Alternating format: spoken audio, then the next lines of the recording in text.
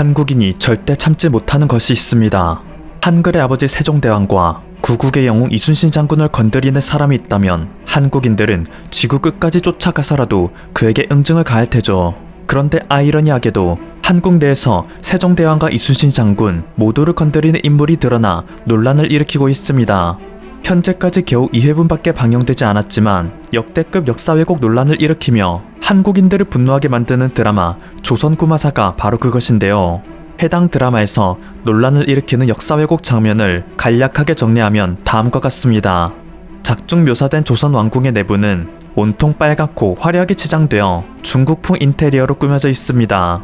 또한 고려 말기 왜구의 침입으로 수많은 백성들이 굶어 죽고 있을 때 관청의 쌀을 내어 백성들을 보살폈던 영웅 최영 장군에 대해서도 역사 왜곡이 벌어지고 있는데요. 최영 장군은 이성계에 의해 참수된 후 이 소식을 들은 개성 사람들이 모두 통곡하며 슬퍼했을 정도로 수많은 백성들의 사랑을 받았던 위인입니다. 하지만 이 드라마 내에서는 최영 장군에 대해 최영이 충신이라면 충신은 다 얼어 죽어 자빠졌나 라며 그를 깎아내리는 장면이 삽입되어 있죠.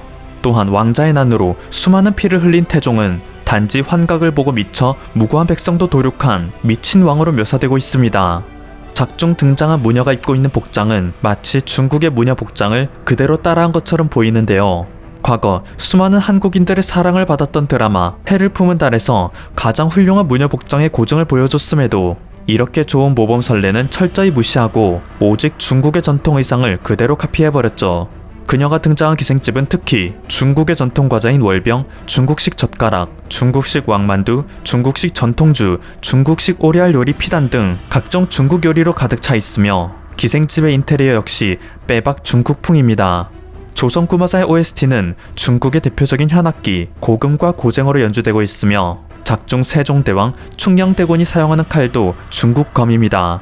심지어 충녕대군은 기생집에서 서역 신부를 접대하며 술을 따라주기도 합니다.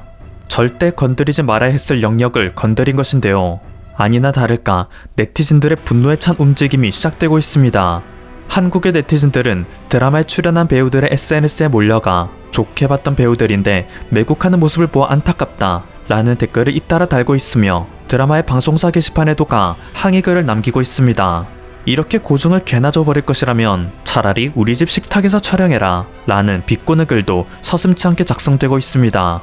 전주시 종친에도 드라마 제작사를 향해 아무리 실존 인물의 허구적 상상력을 더했다고는 하지만 이것은 도저히 용납될 수 있는 수준을 넘어섰다 라며 공식적인 항의 절차를 밟겠다는 입장을 밝혔습니다. 이에 드라마 제작사 측에서는 뒤늦게서야 입장문을 밝히며 대본을 수정하겠다는 용의를 발표했는데요. 입장문마저도 네티즌들 사이에서 큰 비판을 받고 있습니다. 그간 실존 인물을 활용한 사극이 나오면 허구와 사실에 대한 논란은 늘 있어왔기 때문에 이것이 특별한 이슈가 될 것은 생각하지 못했다고 합니다. 또한 작중 곳곳에서 드러나는 중국풍 문제는 작중 배경이 명나라와의 국경에서 벌어진 것이기 때문에 그것을 위한 고증을 챙긴 것이라고 밝혔죠. 하지만 이 역시 네티즌들에 의해 바로 반박당하고 말았습니다. 작중 등장하는 의주 지역은 당시 명나라의 국경이었던 적이 없었습니다. 오히려 당시 이 인근 지역은 여진족들의 습격이 빈번하여 조선과 명의 외교 과정 중 피해가는 장소였기 때문인데요. 만일 작중 인물들이 육로가 아닌 백기를 선택했다면 이것은 훌륭한 역사 고증이 됐을 수도 있었겠지만 사실상 여진족이 위협 아래 있었던 지역을 마치 명나라의 영향력 아래 관리되고 있던 국경 외교 지역이었다는 듯 묘사하는 것은 그것 자체만으로도 중화주의 사상을 나타낸다 할 수 있겠습니다. 그리고 실제로 이 영화를 본 중국 네티즌들 역시 중화 사상의 끝을 달리고 있습니다.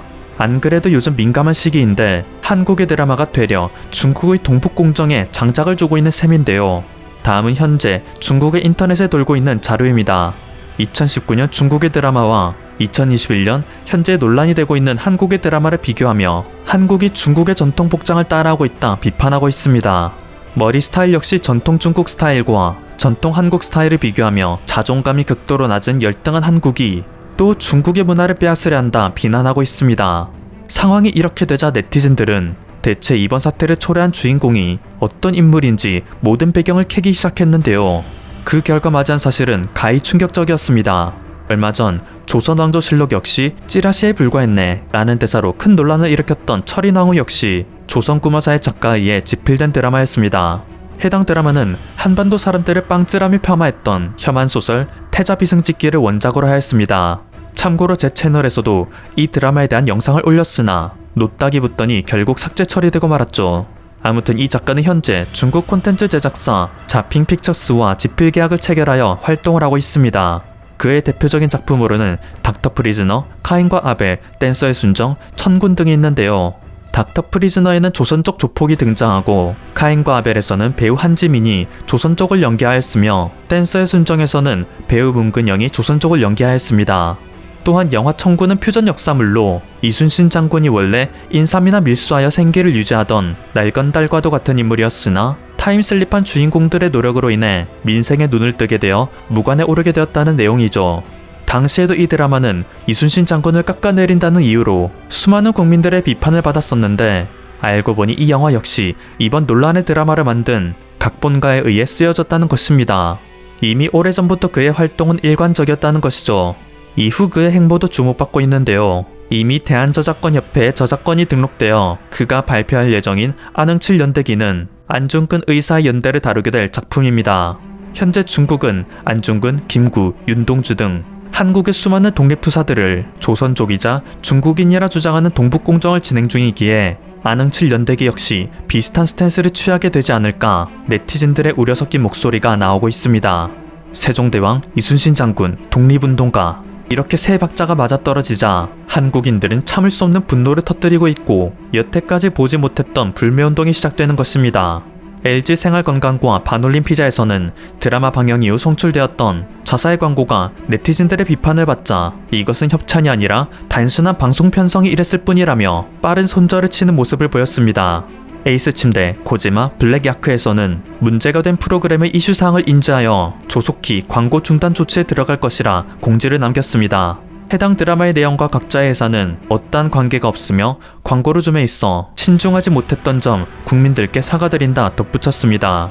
삼성전자 역시 해당 드라마의 제작 협찬 및 스폰서십과는 전혀 무관하며 이후 회차부터는 광고가 동시간대에 방송되지 않도록 전격 중지하고 재방송 및 2차 판권에도 삼성의 광고가 절대로 노출되지 않도록 원천 차단하겠다 강경 입장을 발표했습니다.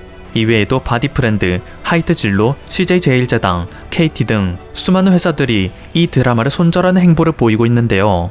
이것은 드라마 제작에 큰 타격을 가져올 수밖에 없습니다.